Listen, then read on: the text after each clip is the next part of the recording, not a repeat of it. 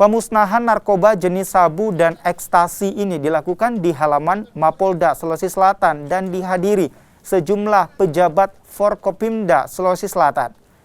Sabu seberat 74 kg ini merupakan hasil penangkapan dari 4 pelaku yang diketahui merupakan jaringan internasional.